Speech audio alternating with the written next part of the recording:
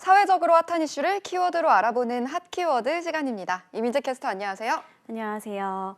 네, 이럴 거면 코로나19 때가 그립다라는 말이 절로 나오는 시즌이 오고 있습니다. 바로 연말 회식 때문인데요. 이때 회식만 하면 오히려 다행이라고 해야 할까요? 장기 자랑을 같이 준비하라는 공지까지 나온 곳들이 있어서 직장인들의 한숨이 커지고 있습니다. 마음 한쪽이 은근하게 불편한 이런 연말 회식 갑질 핫키워드에서 짚어보겠습니다.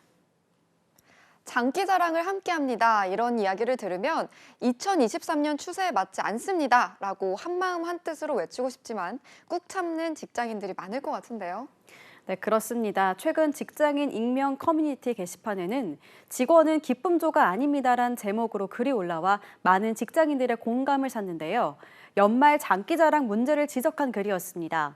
작성자는 연말 행사 때 전 직원 참여로 장기자랑을 준비하라는 얘기가 있다라며 사회적 거리두기를 하던 2021년, 2022년이 그리워진다라고 적었습니다. 이번 글뿐만 아니라 여러 회사의 블라인드 게시판에는 최근 비슷한 고충을 토로하는 글들이 많아지고 있다고 합니다. 그래서 코로나19로 극심하게 거리두기를 하던 시기를 그리워하는군요.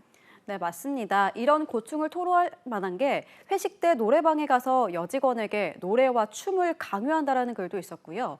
회식 때 부를 노래를 추천해달라는 등의 고민도 있었습니다. 정말 2023년인데 아직도 이런 말이 절로 나올 것 같아요. 그런데 엄밀히 말하면 이런 연말에 하는 사내 장기 자랑도 직장 내 괴롭힘 아닌가요? 네, 맞습니다. 사내 장기자랑도 직장 내 괴롭힘이 될 수 있습니다. 회식 등 근로시간 외 업무 연속성이 인정되는 자리에서 장기자랑을 강요하는 경우 직장 내 괴롭힘 사례에 속하는데요. 직장 내 괴롭힘은 업무의 연관성을 동반하면서 일반적인 업무 지시 외에 부당한 간섭 등으로 인해 근로자에게 신체적 또는 정신적인 고통을 수반해 업무를 방해하는 행위를 뜻합니다. 물론 원해서 하는 장기자랑이라면 논외입니다. 이런 것도 익명의 투표로 합리적으로 정할 수 있다면 참 좋을 것 같은데요. 네, 맞습니다. 나서서 개별적으로 불만을 제기하는 건 어렵기 때문인데요. 그런데 뜻을 모아 이런 연말 회사의 갑질을 저지한 사례도 있습니다. 최근 외국계 기업에서 연말 회식 때 전 직원 장기 자랑을 공지했다가 직원들의 반발로 번복한 건데요. 유명 외국계 의료회사인 A사는 최근 연말 행사에서 사내 장기 자랑을 계획했다가 내부 반발 조짐이 있자 행사 자체를 취소한 겁니다.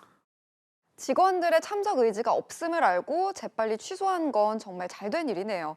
그런데 이렇게 공개적으로 의견을 모으고 전달하는 게 일반적으로는 쉽지 않잖아요.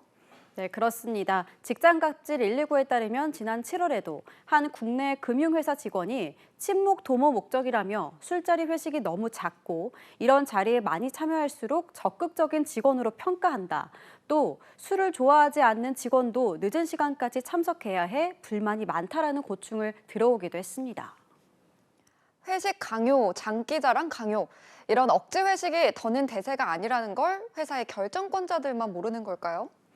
네, 아마도 그런 것 같습니다. 직장갑질 119는 억지 회식은 구성원 간의 관계, 또 근무 환경을 오히려 악화시키는 악습에 불과한 만큼 사업주와 관리자는 모두가 즐겁고 편안한 시간이 될 수 있는 속도폰과 관련해 의견을 모아서 새롭게 결정해야 한다고 조언하고 있습니다.